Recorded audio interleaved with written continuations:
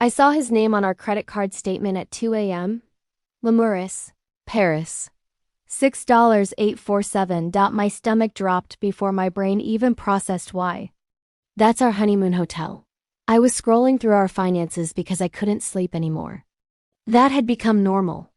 My heart started racing in that way where you know something terrible is about to happen, but you haven't figured out what yet. Lemurus, Paris, November 15th. Derek was asleep next to me, snoring softly. I wanted to shake him awake. I wanted to scream. Instead, I got up, went to the bathroom, and sat on the floor with my phone. My hands were shaking as I Googled the hotel. Their website loaded with that elegant gold script I remembered from our honeymoon. I clicked on Manage Reservation. Then I did something I'm not proud of. I called them. It was 8 a.m. in Paris. Someone would answer. Lemurus, bonjour.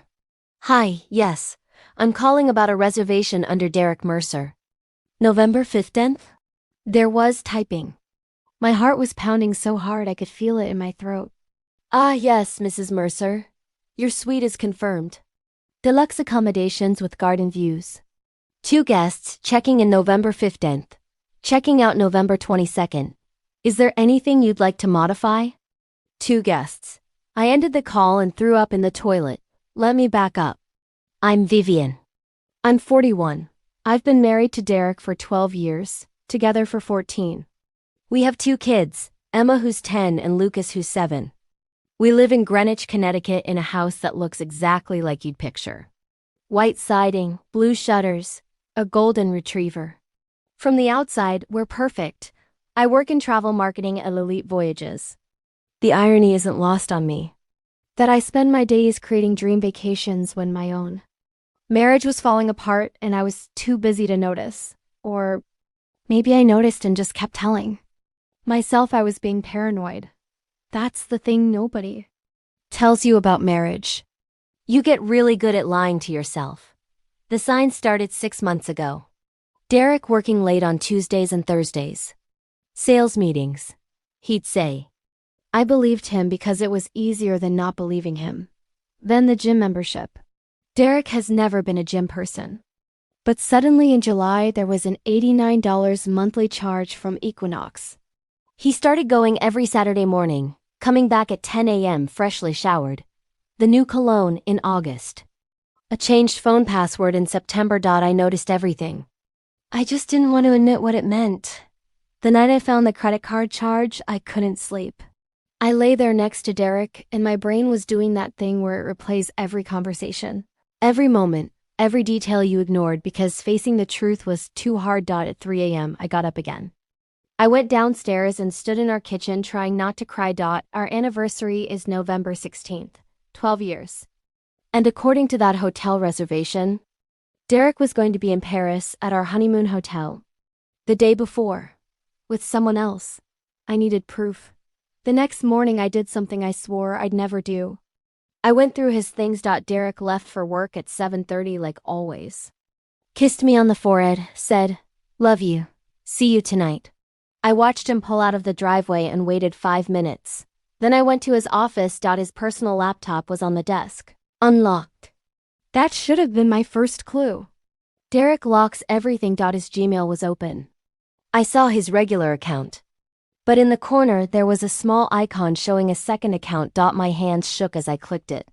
A secret email. The inbox loaded. Air France confirmations. Lemurus reservations.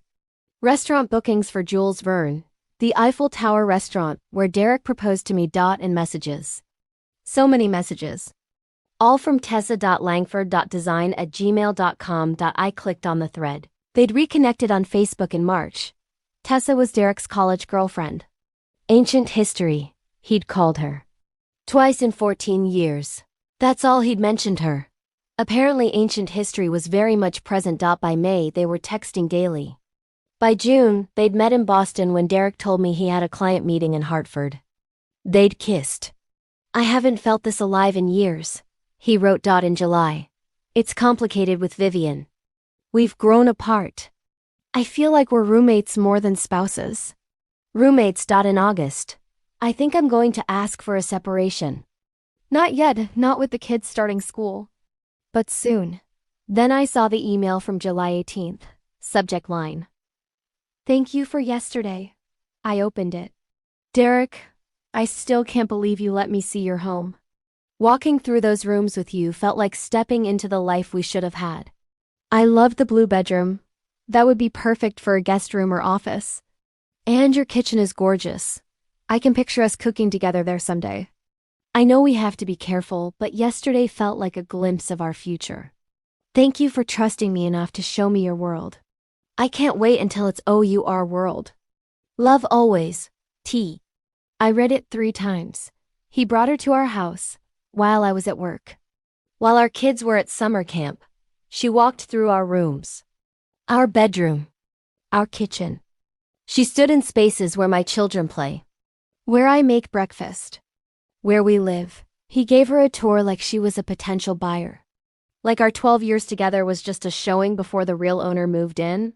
I couldn't hold the laptop anymore. My hands were shaking too hard. I walked to the bathroom and threw up until there was nothing left. When I could breathe again, I went back. I had to know everything. In September. I keep thinking about our trip. Just you and me. No responsibilities. Just being ourselves. October. I booked it. Paris.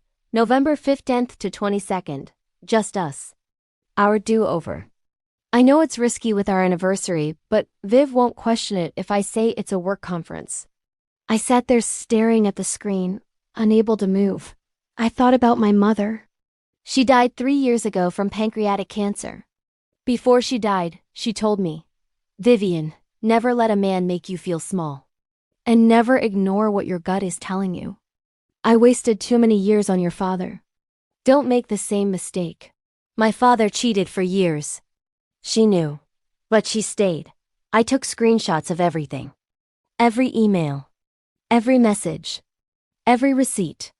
I saved them to a cloud drive Derek didn't know about. Then I cleared the browser history and put the laptop back exactly where I found it.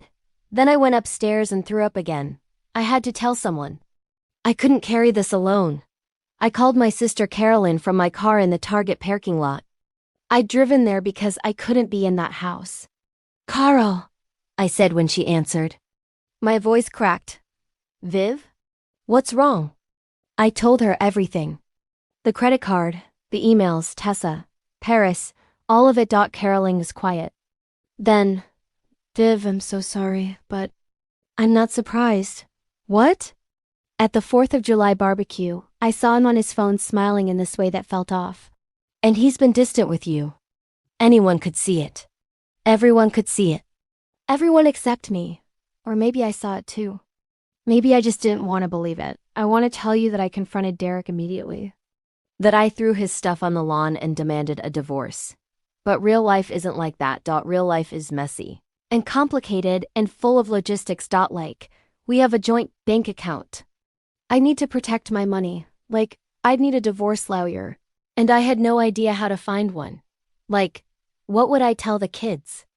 Like, what if I was wrong? What if there was some explanation? There wasn't. I knew there wasn't. But part of me still wanted there to be. So instead of confronting him, I started planning. Carolyn recommended a divorce attorney. Catherine Wells. Her friend from book club had used her, and Catherine had destroyed the husband in court. That sounded good to me. I met with Catherine on a Thursday. I told Derek I had a client meeting. He didn't even ask which client. Catherine's office was all glass and modern furniture. She was in her 50s, perfectly put together. With this energy that made you feel like everything would be okay. I showed her everything. The screenshots, the reservations, the emails. She read through it without expression. Then looked up. "Your husband is sloppy," she said. "That's good for you. What do I do?" My voice came out smaller than I wanted. "First, we protect your assets. Do you have any money in separate accounts?" I nodded. "My mother left me about $125,000. It's separate." "Good. Keep it that way. Second, we wait." "Wait? You said he's planning this trip for November 15th. That's 3 weeks away." "Let him go. Let him think you don't know anything. The more rope we give him, the more he'll hang himself." I felt sick. You want me to pretend? For 3 weeks? Catherine's expression softened. I know it's hard. But when we file, I want every piece of evidence. Judges in Connecticut don't take kindly to adultery, especially expensive trips on joint money. I checked. He'd used his company card for the flights. Both tickets. First class. $9,200 total. That's expense fraud, Catherine said. We can use that. Those 3 weeks were the longest of my life. Every morning I woke up next to Derek and pretended nothing was wrong. Made him coffee. Asked about his day. Smiled when he kissed me goodbye. Every night, we'd have dinner as a family. Emma talking about school. Lucas showing us his Legos. Derek helping with homework. And the entire time, I felt like I was watching my life from outside my body. On the Tuesday before his trip, Derek came home with flowers. Pink roses. What are these for? I asked. Just because. He kissed my forehead. You seem stressed lately. I stared at those flowers and wanted to throw them at him. Because I knew. He was practicing. Testing his guilt gifts before Paris. They're beautiful, I said. Thank you. I put them in a vase. Watered them. Watched them die over the next week. By the second week, I'd lost.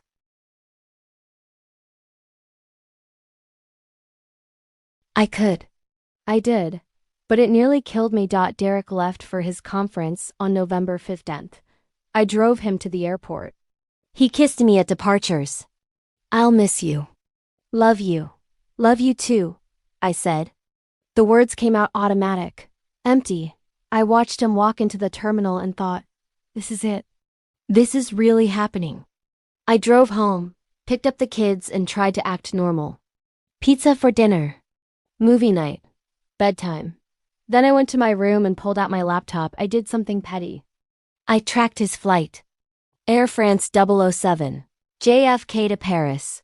I watched the little airplane icon cross the Atlantic. And I looked up Tessa Langford on Facebook. Her profile was private, but her picture was public. Blonde, athletic, happy. Then I did something I'm not proud of. I called her. I found her business website. Tessa Langford Design. There was a phone number. My hand shook as I dialed. 3 rings. This is Tessa. Her voice was warm, confident, completely unaware. Hi, I said. My voice came out steadier than I felt. This is Vivian Mercer. Derek's wife. Silence. Then, I know about Paris. I know about the emails. I know about you being in my house. I just have one question. I could hear her breathing. Did you know he was married? More silence. Then quietly. He said you were separated. He said, we're not separated. I said, we're very much married. We have 2 children. We sleep in the same bed every night. He helped our daughter with her homework 3 hours ago. I'm so sorry. Enjoy Paris, I said. And hung up. My hands were shaking. But I felt something I hadn't felt in months. I felt powerful. Catherine filed the divorce papers on November 16th, our anniversary. She arranged for a process server to deliver them to Derek at La Maurice. I didn't sleep that night.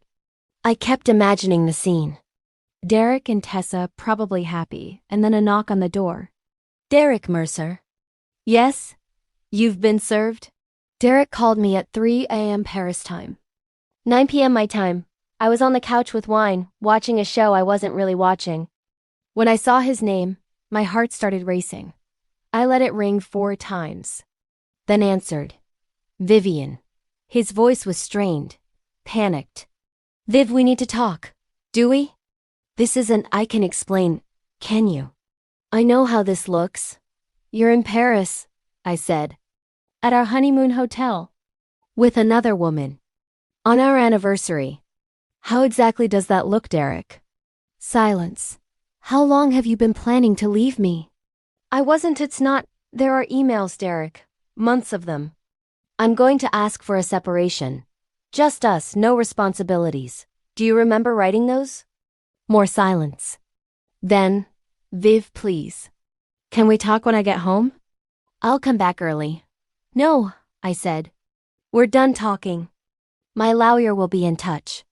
You can stay in Paris. You paid enough for it. Vivian. I hung up. My hands were shaking. My heart was pounding. But I felt powerful.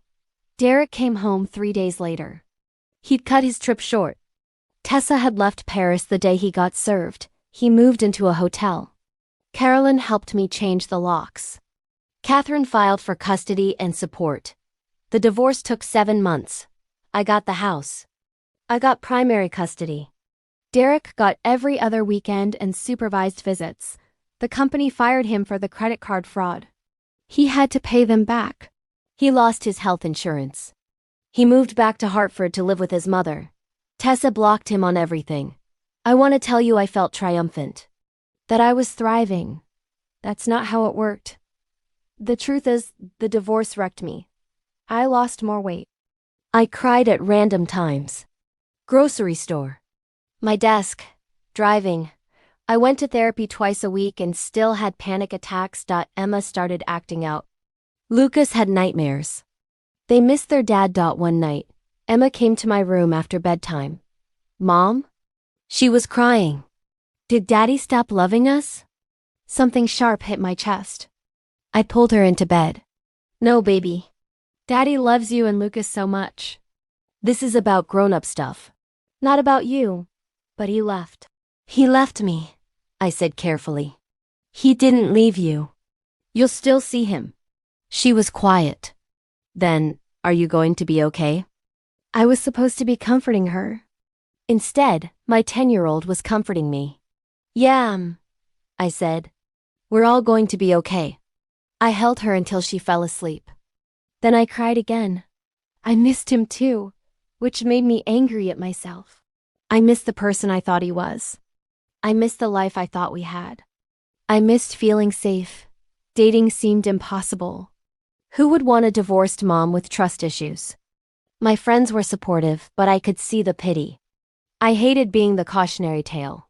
But here's the thing. I also felt free. It's been 18 months now. Emma and Lucas are adjusting. They see Derek every other weekend. They're resilient. I got promoted at work. Vice President of Marketing. The irony isn't lost on me, but I'm good at my job. And right now, being good at something matters. I'm dating someone. Thomas. He owns a bookstore. He's kind, patient. He knows my story and hasn't run. We're taking it slow. Emma says he's okay, I guess. That's progress. I still have bad days. Days where I replay everything and wonder what I could have done differently. But I also have good days. Days where I laugh with my kids and drink coffee on my porch and feel genuinely happy. Last month, I took Emma and Lucas to Paris. It was Emma's idea. She'd been learning about France in school. My first instinct was absolutely not. Too many memories. Too much pain. But then I thought, why should Derek get to ruin Paris for me? So we went, different hotel. Different restaurants. Different experience entirely. We climbed the Eiffel Tower, ate croissants. Went to the Louvre. Emma declared it boring except for the mummies. Lucas loved the boat ride. On our last night, we stood on a bridge over the Seine and watched the city lights reflect on the water. Mom, Emma said. Are you happy? The question caught me off guard. I thought about it. Yeah, I said. I think I am. And I meant it. If you're watching this and something sounds familiar, if you felt that gut feeling that something's wrong, if you've been checking phones or replaying conversations or wondering if you're crazy, you're not crazy. Trust yourself. Trust your gut. It's telling you something for a reason. Will it hurt? Yes. Will it be messy and harder than you can imagine? Absolutely. But staying with someone who doesn't value you hurts more. Pretending everything's fine hurts more. Losing yourself hurts more. I chose to believe in myself more than I believed in a marriage that was already over. It was the hardest thing I've ever done. It was also the best. Don't let anyone make you feel small. Not your partner. Not your friends. Not society. Not yourself. You deserve better than half-truths. And secret emails and feeling like you're going crazy. You deserve someone who chooses you fully, honestly, every single day, and if that person isn't choosing you, then choose yourself. I did, and I'm still standing. Hit subscribe if this story resonated with you. Drop a comment and tell me, have you ever had to trust your gut even when everyone else told you were overreacting? You're not alone. I see you. This is Broken Vows. I'm Vivian. I'm okay now. I'm actually more than okay. I'm mine again.